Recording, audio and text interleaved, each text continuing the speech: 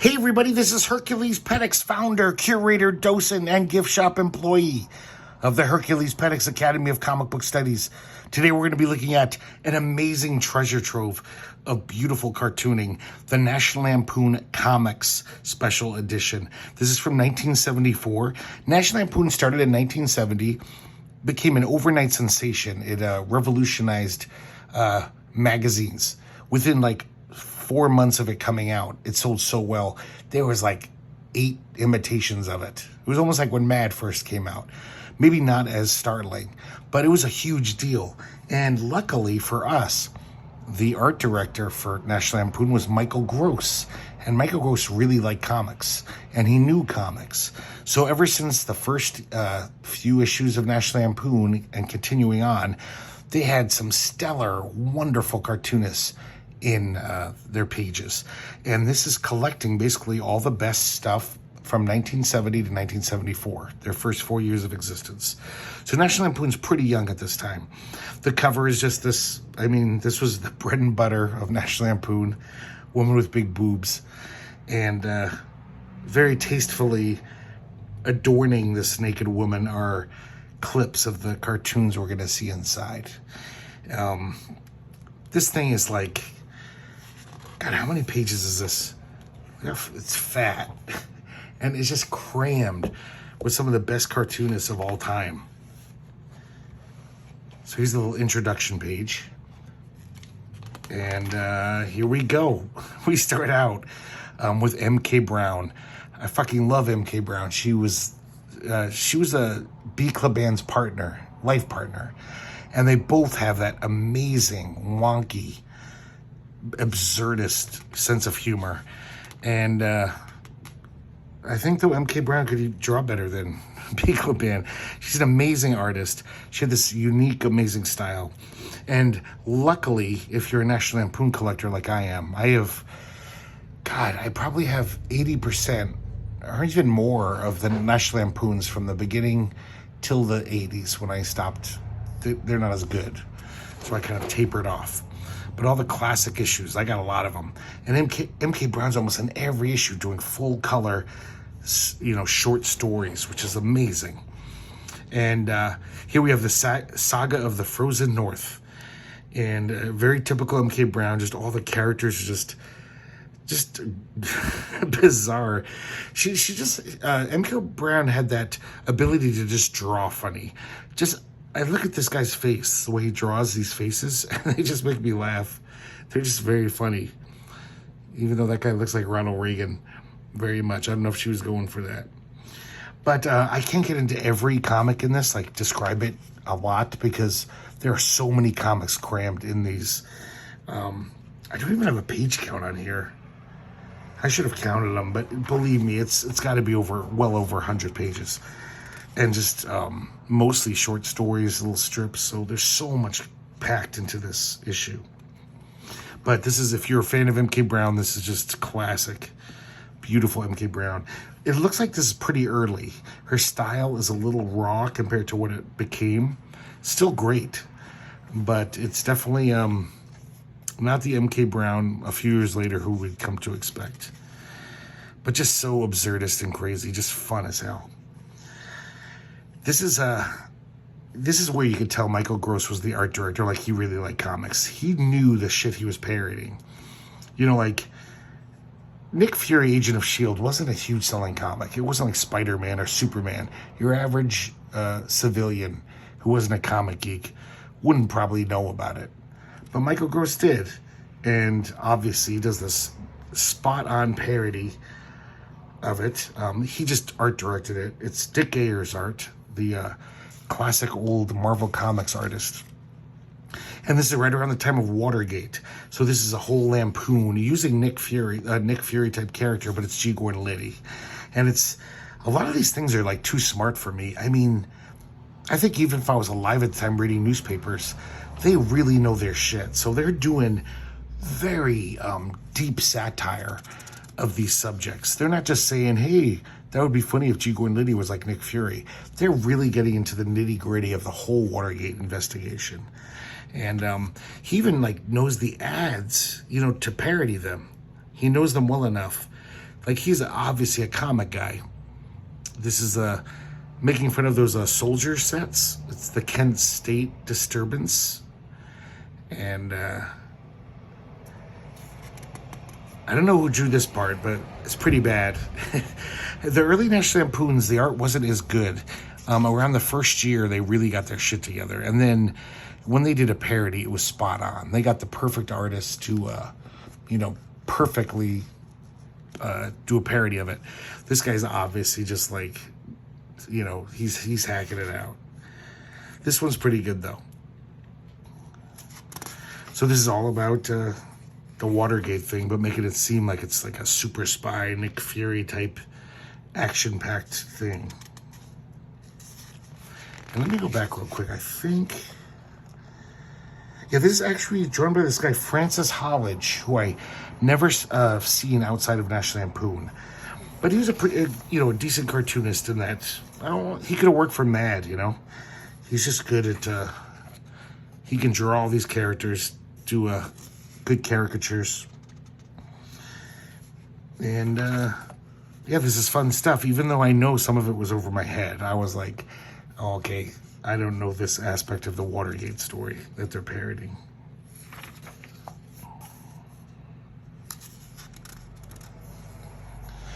Another nice MK Brown one-pager. There's a lot of MK Brown in here, and that makes me very happy. They even have the photo funnies, which I guess fumetti is a form of comics. Here we have Third World Thrills. And this has got beautiful Gray Morrow art. Gray Morrow was just such an interesting guy in mainstream comics where, he never drew a superhero comic. He was like one of those guys like Howard Chaykin or Tom Sutton who always somehow found a niche where he wouldn't have to draw superheroes. He drew horror comics. He drew sci-fi comics. And, but as you can see, he's amazingly facile. He's great. I mean, this looks like it could be Neal Adams or Ralph Reese. Like those really detailed, great artists. And this is basically parodying that whole, the white man's burden type thing. This is a great parody ad, the Charles Atlas thing. But it's basically like Richard M. Nixon, world's #1 chief of state, says, don't be a second-rate power. Buy nuclear weapons from us. Because America was the arms dealer to the world. That was a big, we still are. That's a thing for us. So this is just like a really, heavy satire about the whole, the exploitation of the third world. But look at this art. This is some really nice classic cartooning.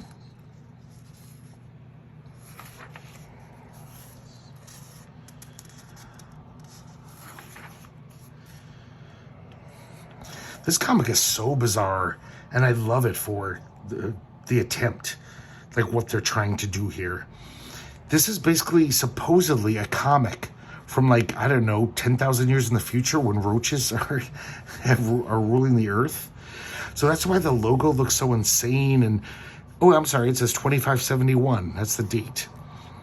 Price 3 crumbs, because roaches are going to be buying this, I guess. And the art looks even weird. It's even like they really, when they did these weird ideas for their comics, they went whole hog. And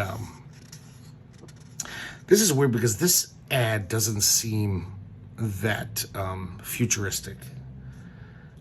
It's just it could be in a parody of 20th century stuff. But as you can see, everything's spelled weird, as if this was a comic that was sold in 2571. And of course, in this comic, this human guy, this insurance agent, is the villain. He's like a monster to these roaches. He's like, ah! He's towering over them. He's just inadvertently smushing them, stepping on roaches.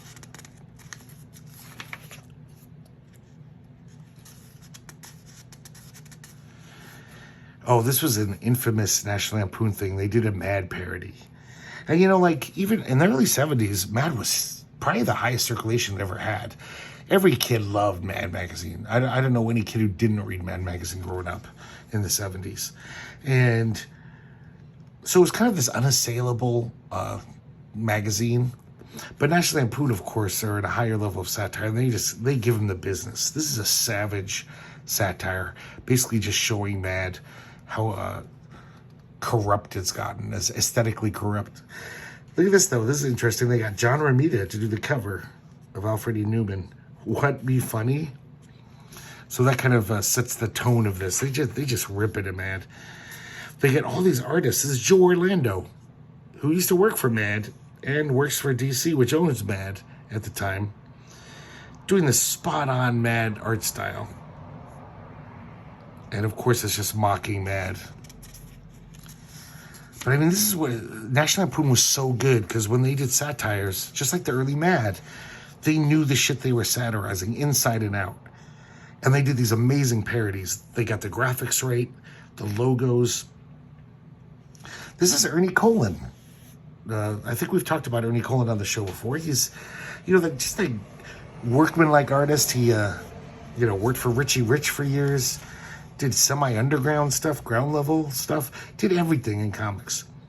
And here he is doing, looks like he's doing like Paul Coker style.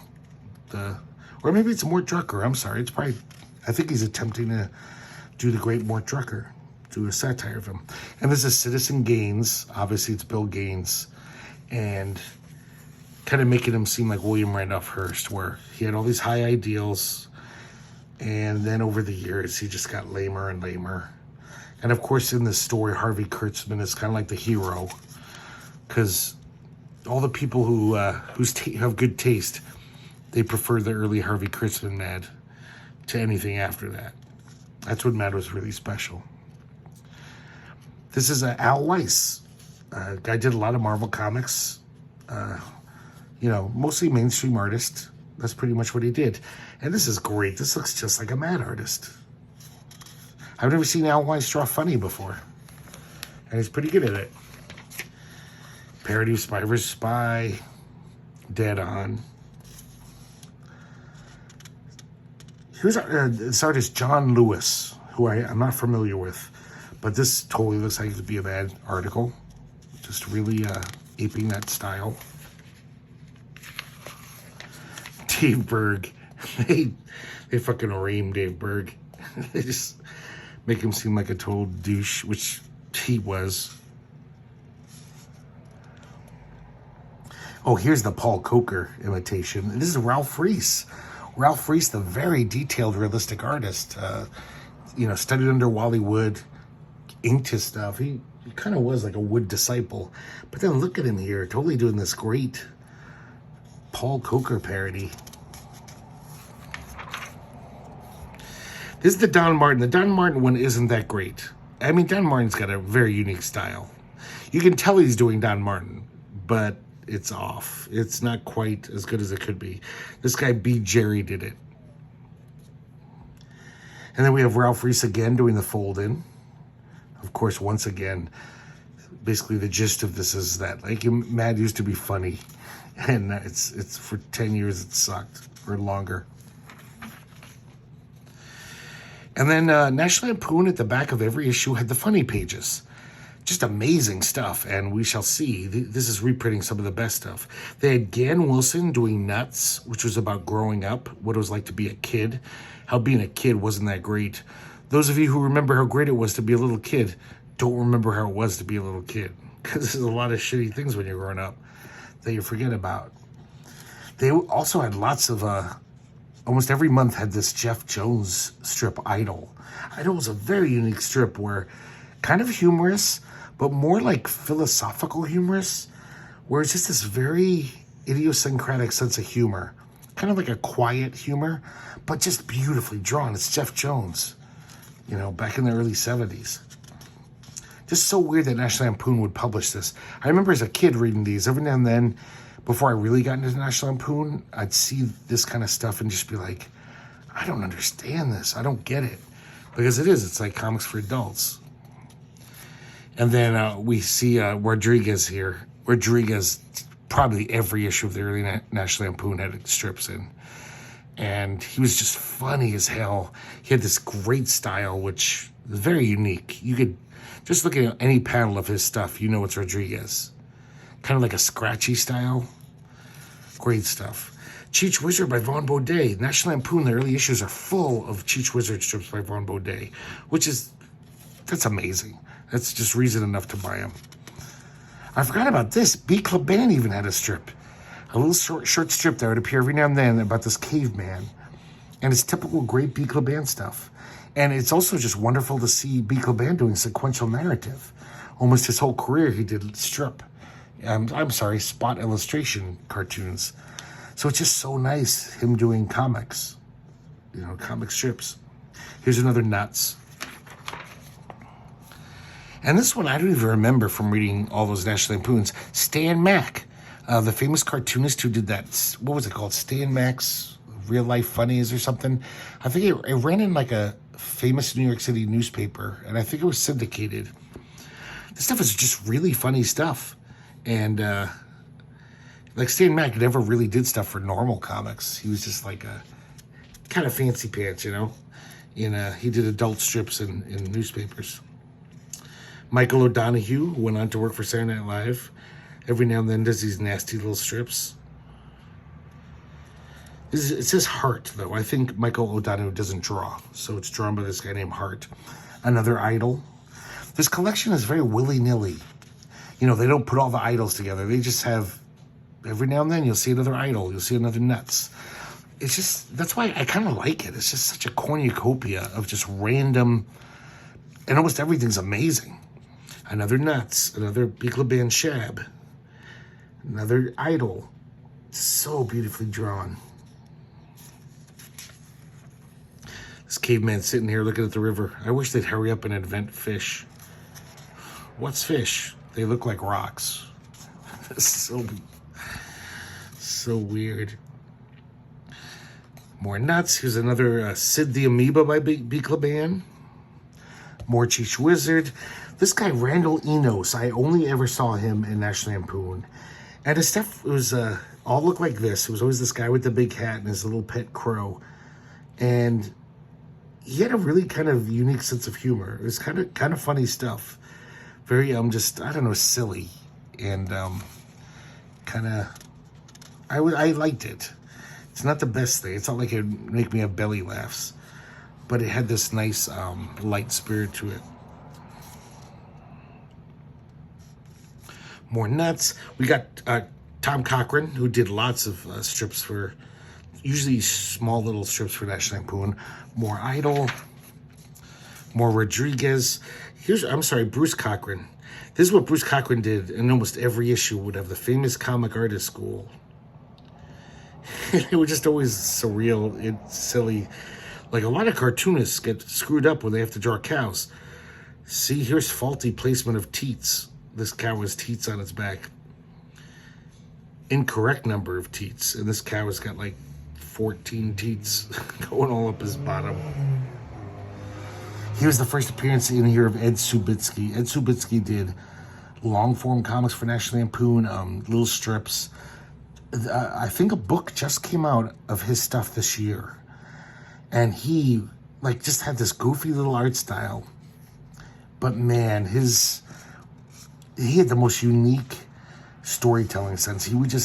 His sense of humor, nobody was doing what he was doing. It was crazy. More Nuts by Gan Wilson, more Rodriguez, Dr. Cohen's Monster. See what I mean? This is just like jumping all around, just cramming awesome shit in here. Another famous comic artist school. Trina Robbins shows up in a little strip.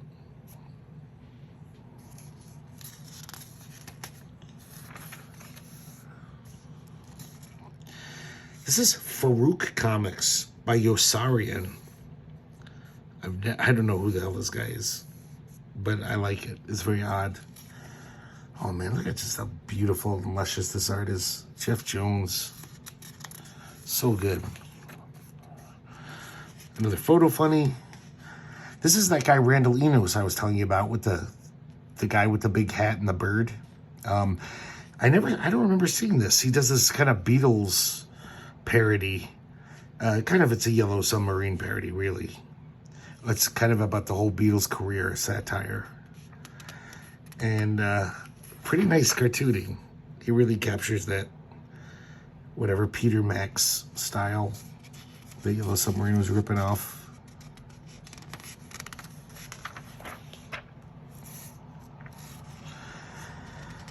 But it's talking about the darker parts of the Beatles' history that a lot of people will gloss over.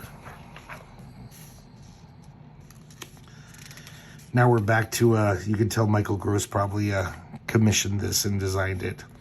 Obviously, like a comic nerd, only a comic nerd could do this because it's the Blackhawks. And I mean, your average civilian didn't know who the fuck the Blackhawks were. White Dove. And White Dove is like a UN peacekeeping force. And this is just, it's written by Henry Beard, and the cover is drawn by Francis Holleridge. Approved by UNESCO. We see another fake ad, like in comic stores. This is like a parody of G.I. Joe, but it's TGIF Joe. Well, I think Holleridge does the art inside, too. And this is just a total satire. This is during the Vietnam War this was made. And it's totally a parody of, or satirizing the fact that these UN peacekeeping teams, they didn't do shit. All these massacres kept happening. They were supposedly supposed to report on them and stop them. It didn't matter. They would show up at these countries and be like, oh, this country did this. That's against the Geneva Convention. And nobody would give a shit or do anything. So pretty silly. Another photo funny. The main draw of National Lampoon were these photo funnies. Here we have Tommy Tucker, a reactionary hero's glorious challenge to the forces of arrogant progressivism by Dean Latimer. And this is a total parody. This is a very, what's the word I'm looking for? Obscure satire. This is making fun of those Chinese communist comics. The Chinese realized that they could use comic books as great propaganda for their people to indoctrinate them. So the language is very much of that style. But it's almost like the opposite, where they're exhorting young Americans to be like president-loving, progressive hating, doing anything they can to stop the hippies and the radicals. It's a really well done satire.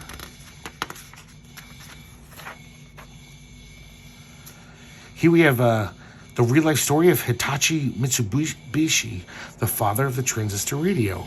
Written by Michael O'Donoghue and illustrated by Bob Monhegan.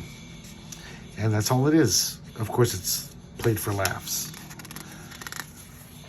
And it's pretty funny stuff. Look at this full color Cheech Wizard now. Even though this is like, kind of not the best paper, so you're not seeing the full, beautiful Vaughn Bodé colors. Oh yeah, this is like a 4-page story. This one's great.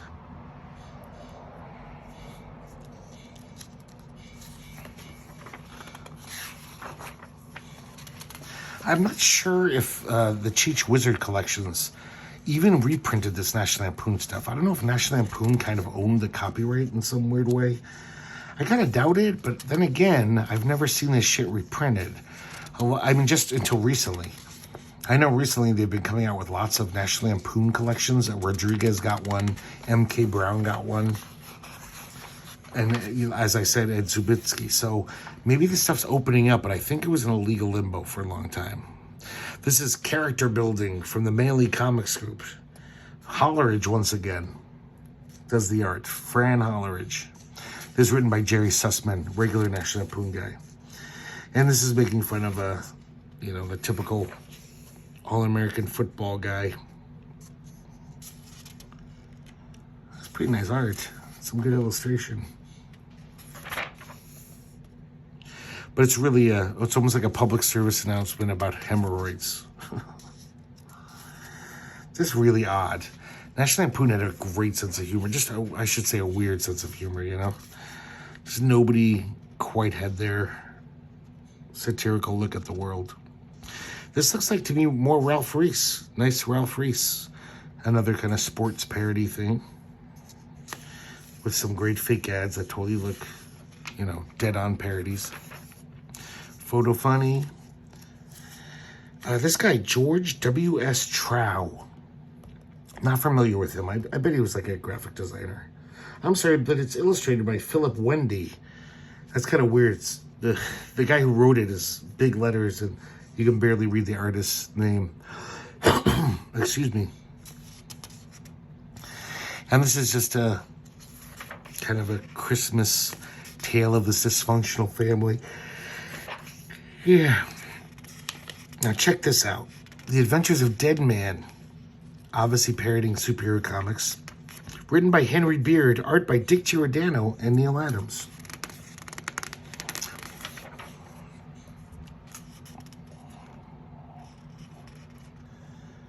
And look at this. Some nice stuff. I think this is how basically Dead Man, his powers are, is that his father died. And he just throws his dead father at people. That's basically his superpower. He's taking his dead father and be like, hey, those robbers are escaping. I'll throw my dead father at them and trip them up. See, these guys are up to no good, and he just drops his dead father on them from a... He's a story above them. It's just classic, you know, Giordano Adams art. I assume by the credits that Giordano penciled this and Neal Adams inked it.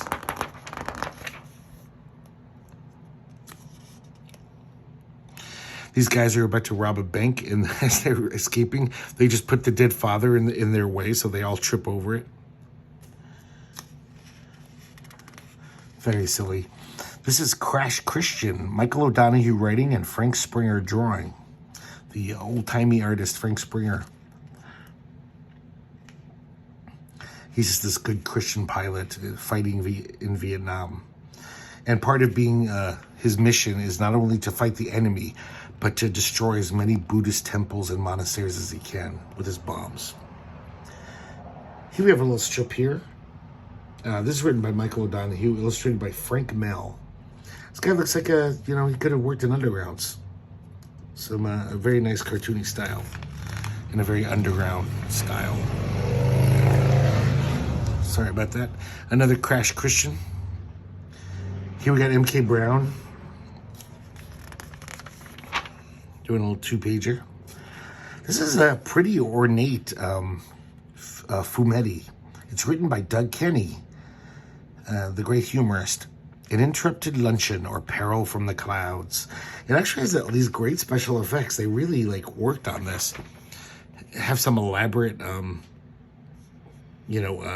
collaging, because it's almost like a steampunk tale. So they have to make all these special effects basically.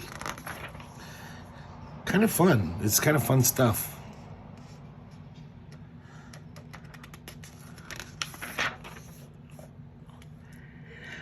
Hey, look, they get the great cartoonist Arnold Roth in here. He was in a lot of the early National Lampoons. This is about politics. Just a history of politics, basically. Look at that. It's doing I assume he's doing his own colors. Some nice stuff. I mean, Arnold Roth was big time. He worked for all the biggest magazines.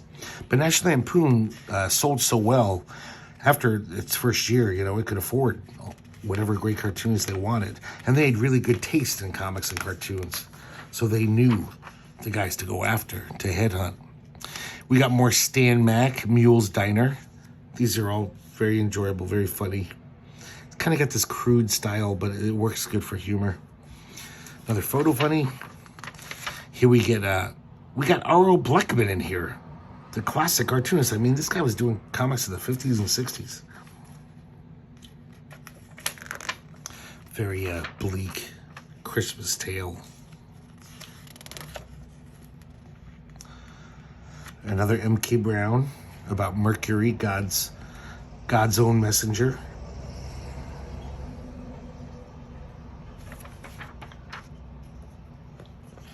Photo Funny. And look at this, Edward Gorey. I mean, Edward Gorey, by the 70s, his books were already selling so much. But National Lampoon had Edward Gorey do quite a number of stories for them. I wish they reprinted more in this.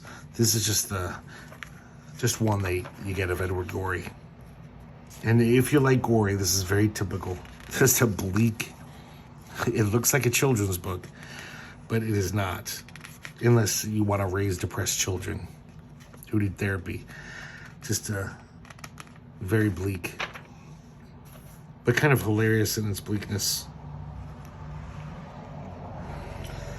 Oh, this is great. The Ventures of Zimmerman. This is such a weird satire. It's written by Tony Hendra and Sean Kelly, long-term National Lampoon editors and writers. Totally drawn by Neal Adams. For some reason, the cover is by Ross Andrew and Mike Esposito. You'd think if you got Neal Adams working for you, you'd want him to do the cover too. They have a parody of those, buy these medallion ads from the Franklin Mint. But they're all like hippie things, like Altamont, Kent State, this 1968 Chicago convention.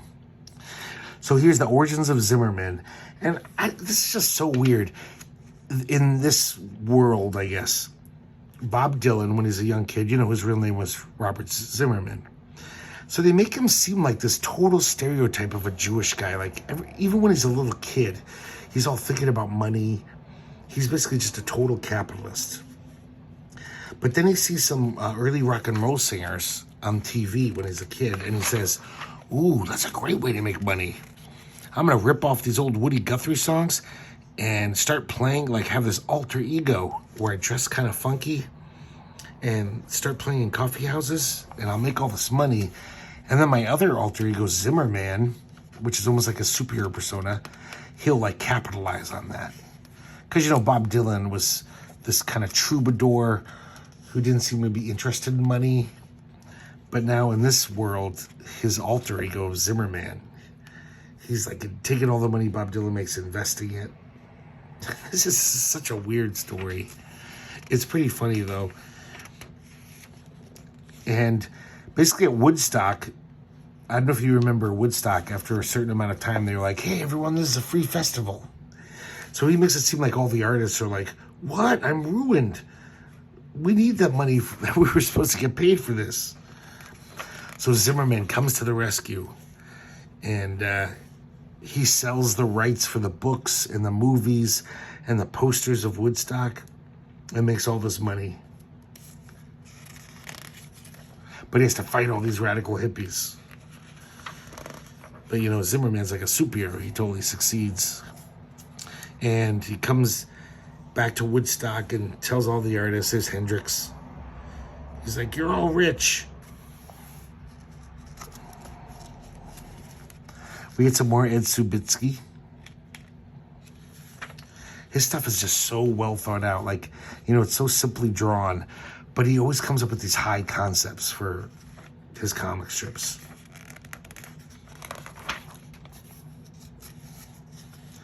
More Funny Pages stuff, more Nuts, more Idol.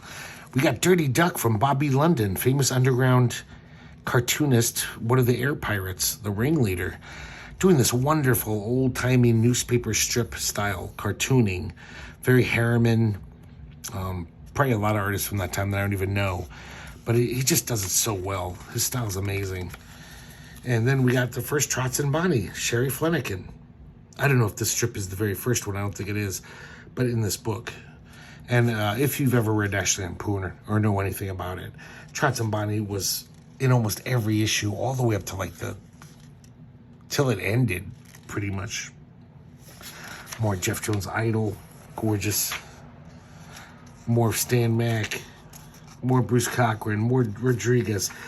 This was a weird little strip. Byron Price, the editor and publisher, who did all those weird graphic novel type things in the 70s and 80s. He wrote this comic. Ralph Royce drew it, and it's almost like a sitcom, or like an adult romantic comedy. And it was every episode was 1 week in their affair. It was going to run 52-ish episodes. So the very first one shows the meeting. He meets this woman. He's kind of smitten with her. And then as the weeks progress, this is the second week. Turns out his friend knows who she is. Or might know. Third week, he goes on his first date with her. So it's just a kind of interesting idea. But Byron Preiss is not a funny guy. They're not funny at all. And I mean, I kind of got into the soap opera of it. Because, I don't know. I'm a sucker for that stuff. Maybe because, like, love has so rarely worked out for me. I'm fascinated to watch stories about love. Like, oh, is that how it's supposed to go? To me, it's like science fiction, you know? Oh, God, Rodriguez is so funny. I recommend you buy the book. I'm going to get the book as soon as I find a cheap copy because I have so much of his work from the National Lampoons I own, but I would love it all in one place because that guy, just pound for pound, panel for panel, just a funny fucking cartoonist, just hilarious. More of this stuff, they just keep coming. More Bodé Cheech Wizard. I mean, this is gold. And for the longest time, I would see this in stores. It was never that expensive. The original price was $2.50 back in '74, but I'd see it at stores for, I don't know, $6.95 or $5. It wasn't rare or anything. I think they made a lot of them. You have this guy Woodman. Don't know who he is, but I kind of like this. All no words, just telling this whole story through these word balloons with the pictures in them. More Trots and Bonnie. Duck and Weevil, another Bobby London characters in this beautiful old-timey style. But of course the sensibilities are not old-timey. Trots and Bonnie, more at Subitsky. Another M.K. Brown. M.K. Brown and Subitsky nuts. 1 Year Affair. They just keep jumping. It's so weird how they organize this book. But it kind of overwhelms you with how much good stuff they were constantly printing. More of all these guys that I've already mentioned.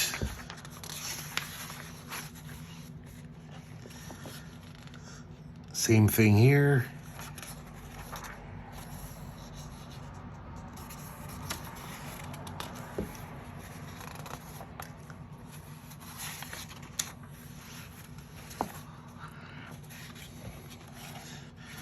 More of the same. They did an Idol book in like 1976. A nice book. Really nice paper. Reprinting almost, I assume, all of them. I think I own it. But God, this book, you just buy this. It's got the bulk of them. It's because it's a thin graphic novel. There's not that many Idols. But if you buy this book, you got a huge chunk of them. More of that Randall Enos guy, Chicken Guts. I didn't mention that. That's the name of the strip with the guy with the big hat and the crow.